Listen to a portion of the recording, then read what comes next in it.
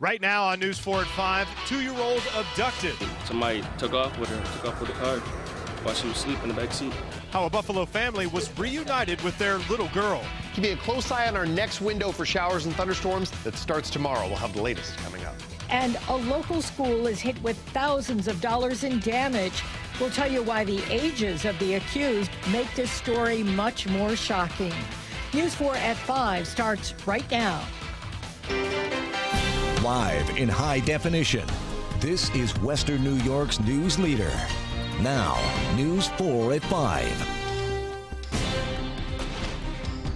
The officer would be like, well, your daughter is missing. I'm like, what? I just had her. It was just our parents' worst nightmare. A 2-year-old girl is safe tonight after the car in which she was sleeping was stolen. For 3 frantic hours, Buffalo police searched for Kehlani Overton and the car she was in. Her father tells us the girl's mother ran into their home on Chester Street to grab a change of clothes, but then left the toddler in the back seat of the car with the car running. Well, that's apparently when someone jumped into that car with the child still in the back seat and drove off. News 4's Marissa Perlman spoke with the child's father, who describes the terrifying moments. Well, Dave, Alex Overton tells us he was awakened by his daughter's mother in a panic. Her car had been stolen and their daughter taken away with it. Overton says that moment was his greatest fear, but tonight he's thankful, telling us it could have been much worse. Just after midnight, Buffalo police put out a call for help. Kehlani Overton was in the backseat of a 2006 Pontiac G6 when it was stolen, and they wanted people to be on the lookout for that car. Hours later, Overton was found asleep in the back of the car parked at Main and Utica. Her father tells us hundreds of people and dozens of Buffalo police officers helped in these search efforts. He says he was asleep when he first got the call that his daughter was missing.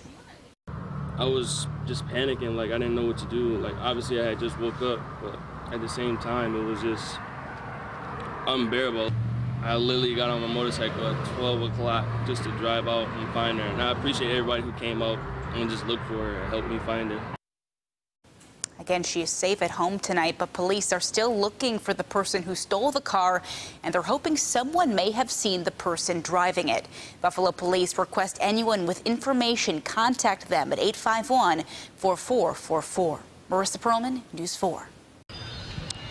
Well, Buffalo Crime Stoppers and Buffalo Police are offering a reward up to $4,000 tonight in hopes of finding a suspected killer.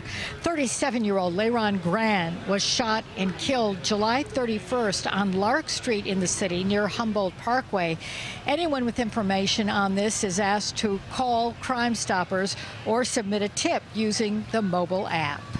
Opening statements have wrapped up in the trial against a Buffalo man accused of setting a home on fire in Lackawanna. Corey Green has already pleaded not guilty to starting that blaze on Ingram Street last April. 20 people were inside when the fire started. 7 people were rushed to the hospital, including a 3- and 4-year-old child, who both were seriously burned. Family and community members previously said they felt the fire was a hate crime because 4 Muslim families lived there. Green faces a maximum of 25 years to life in prison.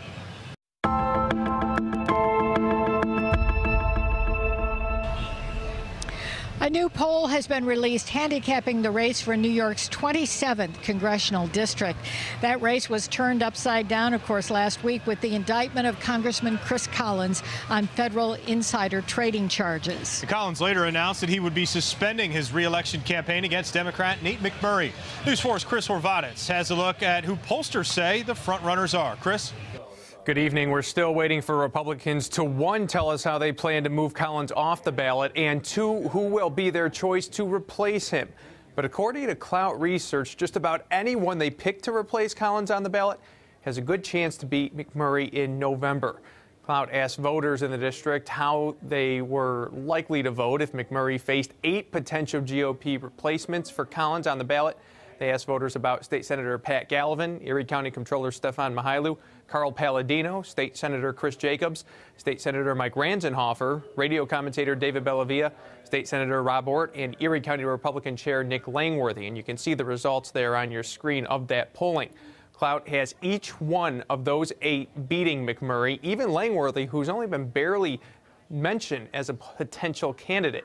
Gallivan and Mihailu have the widest margins. There's there's always hope for McMurray, even though the Democrat trails at this point because November's a long ways away.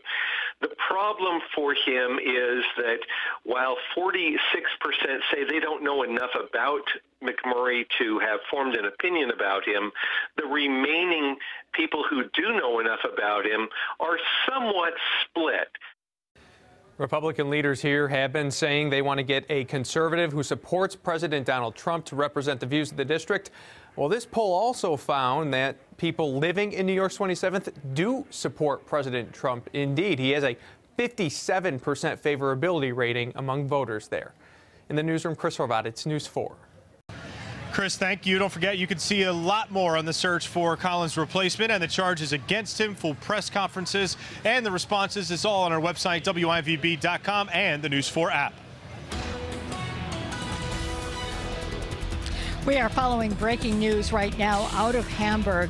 Police say a kite surfer has died near Hamburg Town Park. News 4's Rachel Monjovi joins us now live from the scene. Rachel, what are you learning this afternoon? Well, Dave and Jackie, we're learning wind actually played a huge role in this accident today. The Hamburg police chief tells us a male kite surfer was out here on the water on Lake Erie earlier today around 2:30. Police and lifeguards spotted him having some trouble on the lake, and they actually tried to help him. But police say the wind took hold of his sail and pushed him out further into the lake.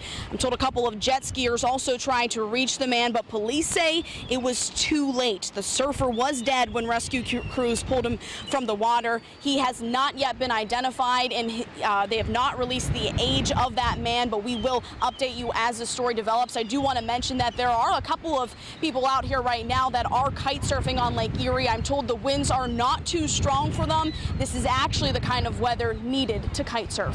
For now, reporting live in Hamburg, Rachel Monjovi, News 4 at 5. As we learn more details about this breaking news, we'll bring him to you here on air and on our News 4 app. An advisory tonight for those in Amherst. The pedestrian bridge in the town is now closed due to safety concerns. The bridge crosses Ransom Creek on the Tonawanda Creek Canal Trailway. Town officials say they are concerned about the structural integrity of that bridge, and they say no one should be using it. It'll remain closed until further notice. Well, straight ahead in 2 minutes, 2 children are arrested and accused of vandalizing a school. We'll tell you what police say they did inside. And then coming up at 5:30, we have continuing coverage on a violent and random home invasion, according to police. You'll hear from police on how 2 brothers fended off their attacker.